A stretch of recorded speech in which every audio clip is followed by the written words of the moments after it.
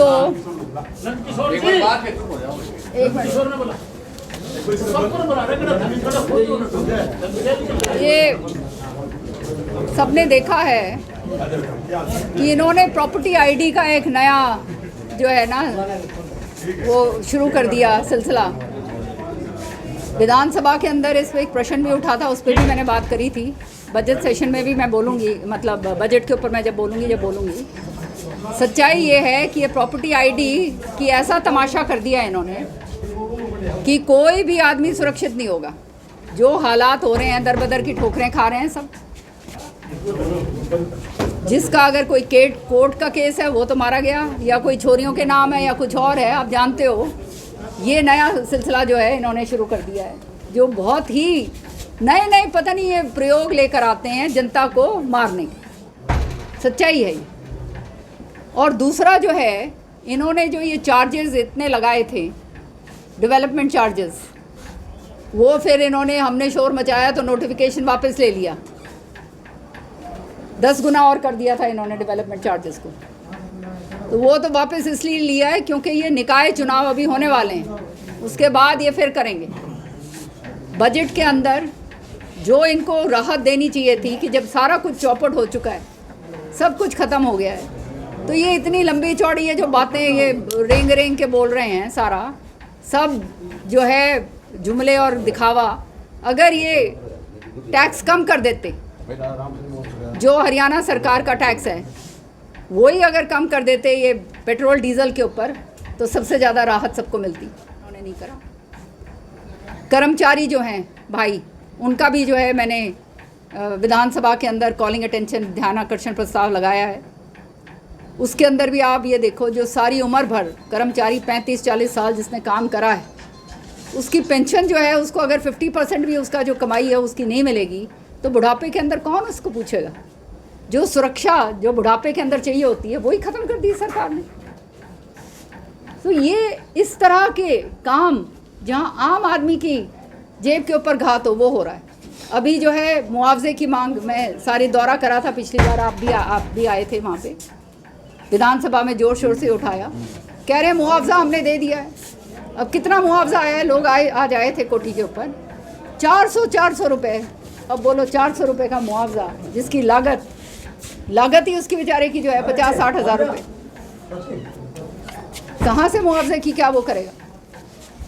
तो इस तरह की कार्रवाई जब हो जाती है, सरकार जो है खाली हर चीज़ के ऊपर लीपा पोती करती है और जो है गुमराह करने की बात करती है, ध्यान भटकाने की बात करती है, तो आप समझ सकते हैं व्यवस्था पूरी तरह से ख़त्म हो चुकी है और राम भरोसे जो है जनता को छोड़ दिया। अभी ये भिवानी के अंदर इतना ज़बरदस्त भ्रष्टाचार हुआ है, ये इसमें नगर निगम में मुझे बताया कि 28 लाख रुपए की तो साड़ियाँ खरीद रखी हैं, ऐसे कुछ है, कागज मतलब कुछ खरीदा हुआ है। इसको भी मैं विधानसभा में उठाऊंगी। 21 करोड़ रुपया निकाल गए। अब ऑडिट होती है, मैं पूछना चाहती हूँ सरकार से, ये ऑडिट से भी कैसे निकलाए? हर साल ऑडिट होती है। 21 करोड़ रुपया कोई छोटा मोटा नहीं है। ये तो अब आपके ज़रिए ये बात बनेगी, आगे आप लोगों को उठाना पड़ेगा जनता के आगे, तब पता। एग्ज़िट पोल का तो मुझे मालूम नहीं, कल जो है सामने पता चली जाएगा। मैं तो कभी आप जानते हो फालतू के दावे किसी चीज़ में कभी करती नहीं हूँ। कल जनता के सामने आ जाएगी। लेकिन एक बात स्पष्ट है कि जनता जो भी नतीजे आए, लेकिन आज अगर ये जात पात के ऊपर जनता ने वोट डाली है तो इसमें नुकसान जनता का ही है, इनका नहीं है, और ये जनता को समझ आनी चाहिए। पुरानी पेंशन बहाली की काउंटिंग में भी उसमें बड़ी गड़बड़ी हो सकती है। ऐसा पुरानी पेंशन बहाली की बात कही जा रही है कांग्रेस के द्वारा भी, दूसरे दलों के द्वारा भी। 2004 में बंद हुई थी, उसके बाद कांग्रेस की सरकार में थी, और राजस्थान में हालांकि कांग्रेस सरकार ने इसको इम्प्लीमेंट किया, लागू किया दोबारा से। क्या लगता है कि आपने कल अखबार में पढ़ा होगा, इसके ऊपर ध्यान आकर्षण प्रस्ताव में लगा चुकी हूँ, पूरी डिटेल से उसके अंदर आया हुआ है, पूरा जोर शोर से विधानसभा के अंदर ये बात है। अब ये आगे क्या करते हैं वो इनके ऊपर। हाँ जी, मैं तो ये बात जानती हूँ, पहले भी मैंने कहा कि जिस सरकारी आदमी ने इनकी सारी स्कीम्स क्रियान्वित करने के लिए जो काम करता है, फिर उसका जब वो रिटायर होता है और उसको पेंशन जो है उसको बिल्कुल ही 50% के बराबर या ना मिले, तो फिर उसका रह क्या गया? बुढ़ापा ही तो है। जब ज़रूरत होती है। जवानी के अंदर तो वैसे भी इधर उधर कर कुरा के 100 आदमी काम कर लेता है, बुढ़ापे के अंदर ही क्या कहते हैं, जब जेब खाली है तो फिर कहाँ जाएगा। ये बजट है, सरकार कह रही है कि ये तो 25 साल की दिशा तय करेगा। 25 साल की दिशा तय कर दी है इन्होंने तुम्हारी जेब काटने की अच्छी तरह से। कोई आप बता दो कौन सा एक सकारात्मक काम इन्होंने करा हो, वो आप बनवा दे भाई। जगवीर चल तेरे से पूछ लेते सरकार कह रही है कि बजट को बढ़ाया गया है, हर विभाग का जो बजट है वो बढ़ाया गया है, हर वर्ग के लिए। आर्मी का हर वर्ग का, वो वर्ग का आप बजट बढ़ा रहे हो। आज आप 2 करोड़ कितना मतलब 243.777 करोड़ तो में आप उसमें है कर्जे में डूबे हुए। कर्जा इतना भारी है, जो पिछली बार कर्जा था उससे दुगना हो गया है कर्जा।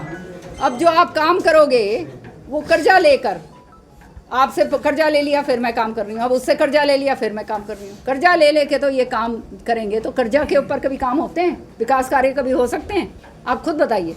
इतने तो आप समझदार लोग हैं। जो सरकार इतने ज़बरदस्त कर्जे के अंदर डूबी हुई है और जिसका काम धंधा जो है वो आधा तो वो कर्जे को सर्विस करने में पैसा जा रहा है।